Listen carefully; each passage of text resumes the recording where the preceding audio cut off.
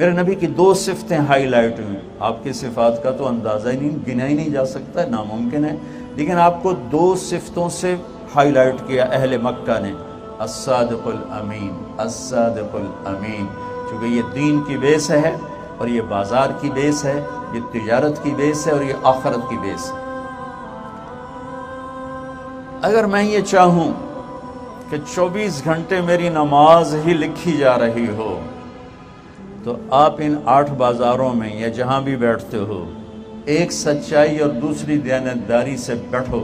اللہ کی قسم اٹھا کے کہتا ہوں، جو اجر مسجد میں ملتا ہے وہی اجر دفتر میں ملے گا، وہی دکان پہ ملے گا، وہی منڈی میں ملے گا، وہی کھیت کھلیان میں ملے گا، اگر سچائی اور دیانتداری کے ساتھ اپنی جگہ پر بیٹھا ہوا ہے.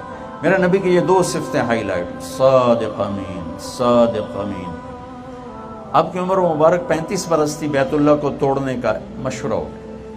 سب سے پہلی کدال ماری نضر بن حارث نے. ایمان نصیب نہیں ہوا تھا.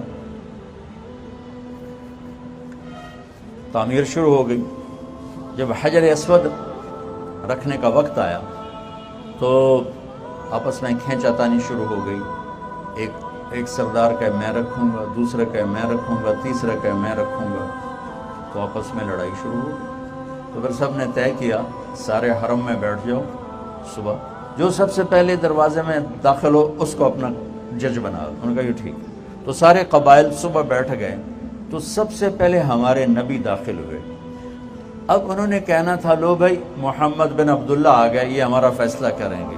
آپ سیرت اٹھا کے دیکھیں، آپ ان کا بول پڑھیں گے کہ سب نے کہا لو بھائی صادق و امین آ گئے، اب یہ ہمارا فیصلہ کریں. یہ نہیں کہا محمد بن عبداللہ آ گئے صلی اللہ علیہ وسلم، لو بھائی صادق و امین آ گئے، اب یہ ہمارا فیصلہ کریں.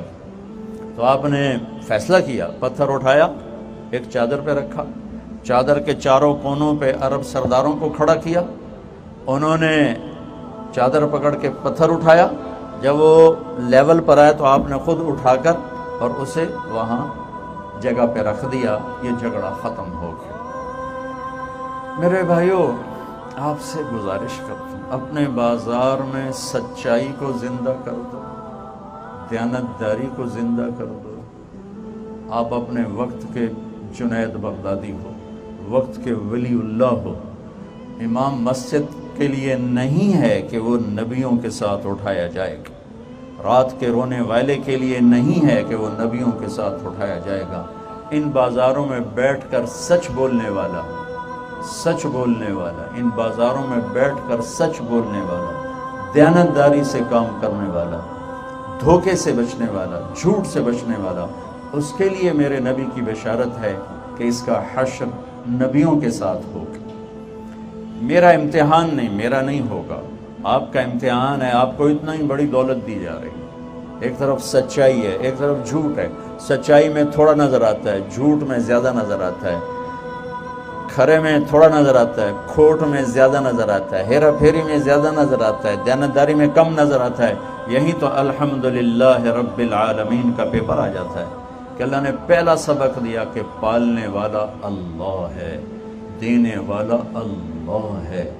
بلا وہو الخلاق العلیم، بہت بڑا بنانے والا، ساری مخلوق کا علم جاننے والا. وما من دابۃ فی الارض الا علی اللہ رزقها، ساری کائنات میں رینگنے، اڑنے، تیرنے، چھپنے، ڈسنے، دھاڑنے، پھاڑنے، چنگھاڑنے والوں کا رزق اللہ کہتا ہے تیرے رب کے پاس ہے، تیرے رب کے ذمے ہے. وفی السماء رزقکم وما توعدون، تیرا رزق آسمان سے اترتا ہے. یہاں مسلم اور غیر مسلم میں فرق ہو جاتا ہے کہ وہ جب کرسی پر بیٹھتا ہے تو کہتا ہے رازق اللہ ہے، اور جب اللہ کا منکر بیٹھتا ہے تو کہتا ہے پیسہ آئے گا تو کوئی کام بنے گا.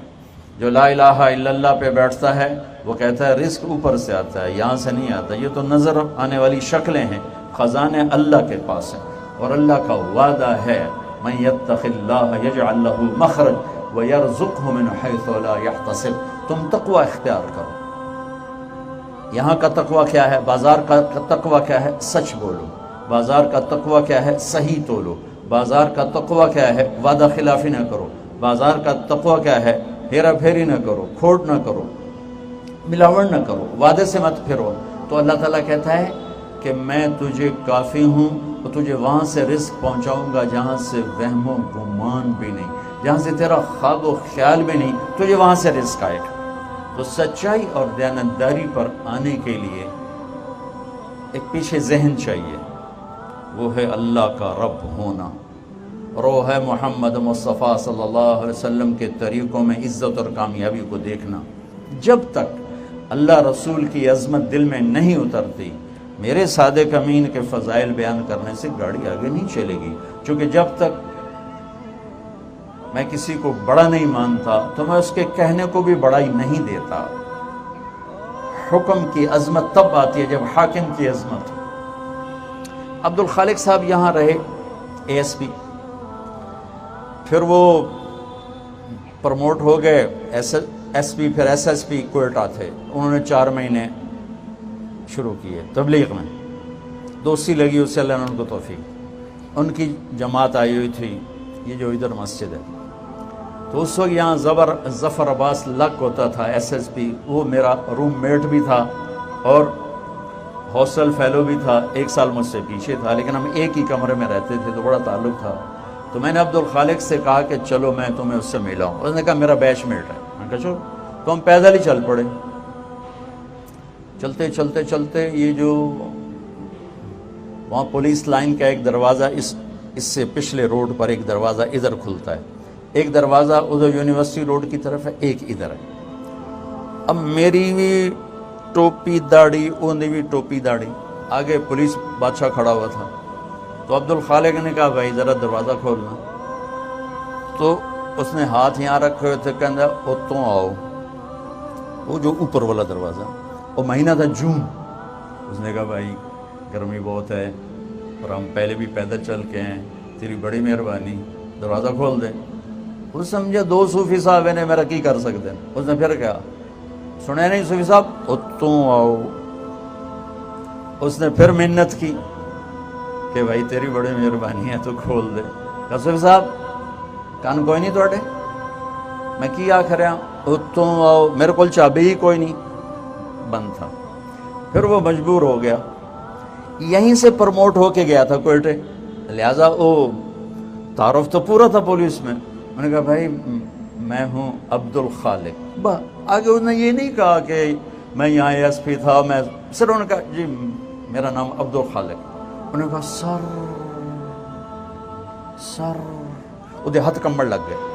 گزا گیا تو صوفی صاحب نہیں، یہ تو ایس ایس پی، یہ تو میرا بیڑا بوڑ دے گا۔ وہاں سے مجھے یہ ایک مضمون سمجھ میں آیا، میں اس وقت سے یہ مضمون بیان کر رہا ہوں۔ انہیں کانپتے ہاتھوں سے چابی نکالی، اور ہاتھ بھی کمبے تھے، تالا بھی کھلے آنا، اور جب تالا کھولا تو سر سر سر، کدی کھبے ہوئے، کدی سجے ہوئے، کدی اگوں ہوئے، کدی پچھوں ہوئے۔ میں کہ آج ایک گل تو سمجھ آ گئی کہ جب تک حاکم کی عظمت نہ ہو حکم کی عظمت نہیں آ سکتی۔ میں کہ گل سن، یہ پہلے تمہیں سمجھ رہا تھا کہ صوفی صاحب اس میرا کی کر سکیں، تو تنوع آدھا اتوں، اور جب اسے پتہ رہا کہ یہ تو ایس ایس پی، یہ تو میرے نوکری سے بھی نکال سکتا ہے، وہ تیرے پیری پہ گیا۔ میں کہا جتنا یہ سپاہی تجھ سے ڈرا ہے نا، اتنا اگر آج کا تاجر اللہ سے ڈر جائے تو سارے بازار میں سچائی آ جائے گی، سارے بازار سے جھوٹ نکل جائے، سارے بازار سے کھوٹ نکل جائے، سارے بازار سے سود نکل جائے، سارے بازار سے وعدہ خلافی نکل جائے۔